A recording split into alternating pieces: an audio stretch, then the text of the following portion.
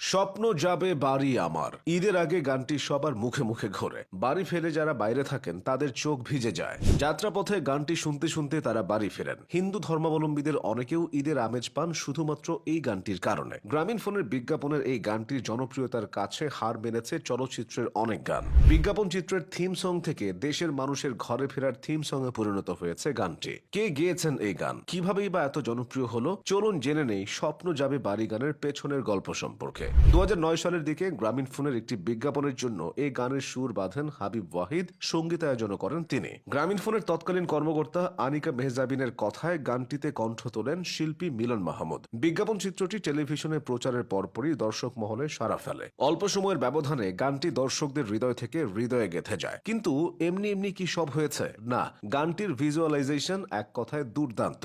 মধ্যবিত্ত কিংবা নিম্নবিত্ত মানুষ রুটি রুজির প্রশ্নে নগর জীবনে বসবাস করেন, তবে তাদের মন পড়ে থাকে গ্রামে। এই গানের ভিজুয়ালাইজেশনে দেখা যায় বাসে, ট্রেনে কিংবা নদীপথে মানুষ বাড়ি ফিরছে, এর সঙ্গে শ্রোতারা নিজের মিল খুঁজে পান। 2009 সালে মিলন মাহমুদকে ফোন করে হাবিব গানটির কথা বলেন। হাবিবের ধানমন্ডির বাসার হোম স্টুডিওতে গিয়ে লিরিকটা পান মিলন মাহমুদ। তারপর সুর করছিলেন হাবিব। সুর তৈরি হওয়ার পর গানটা হাবিব ওয়াহিদ নিজে গাইছিল। তখন মিলন মাহমুদ বলেন, তোমার কণ্ঠেই তো ভালো হচ্ছে। এটা শুনে হাবিব বলেন, ভাই আপনি খালি ভয়েসটা দিয়ে দেখেন, কি ঘটে দেখেন। গানটি এতই জনপ্রিয়তা পেয়েছিল যে মিলন মাহমুদ কোনো লাইভ শোতে গেলেই দর্শকেরা স্বপ্ন যাবে বাড়ি, স্বপ্ন যাবে বাড়ি বলে চিৎকার করতেন। গানটি না গিয়ে স্টেজ ছাড়তে পারতেন না তিনি। 2016 সালে সিদ্ধান্ত নেওয়া হয় স্বপ্ন যাবে বাড়ি আবার ফিরিয়ে আনতে হবে, মানে পার্ট 2 আসবে। অনেকে পার্ট 1 আর পার্ট 2 এক করতে পারেন না। স্বপ্ন টানে দিলাম পারি, অচিন পথে আপন ছাড়ি, এই তো সময় ফিরে আসার স্বপ্ন যাবে বাড়ি আমার। পার্ট 2 ও দারুণ সাড়া ফেলে। আসলে দুই গানের শিরোনাম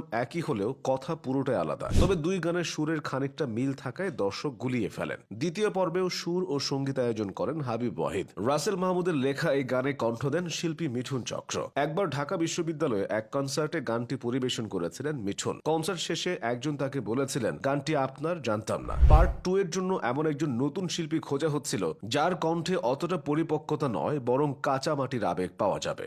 ঘটনাক্রমে মিঠুন চক্রকে একবার গাইতে বলেন হাবিব ওয়াহিদ। শুনেই সবার মনে ধরে যায়। 2009 সালে যখন পার্ট 1 বেরিয়েছিল তখন দেশের হাতে গোনা কিছু ব্যক্তি সোশ্যাল মিডিয়ায় সক্রিয় ছিলেন। তবে 2016 সালে দেশে সোশ্যাল মিডিয়ার বেশ ব্যবহার ছিল, তাই স্বপ্ন যাবে বাড়ি গানটির পার্ট 1 এর চেয়ে পার্ট 2 দ্রুত ছড়িয়ে পড়ে, সুনামির বেগে ভাইরাল হয়। কোটি কোটি মানুষ এখনো গানটা গেয়ে থাকেন, শোনেন, দেখেন, শেয়ার করেন, অনুভূতি জানান। ঈদ যাত্রায় বাসে, ট্রেনে, লঞ্চে ঘর ফেরা মানুষ সীমাহীন ভোগান্তির মাঝেও স্বপ্ন বাড়ি নিয়ে যান। স্বপ্ন যাবে বাড়ি আমার গানটি তাই ঘরে ফেরা লাখ লাখ মানুষের গান।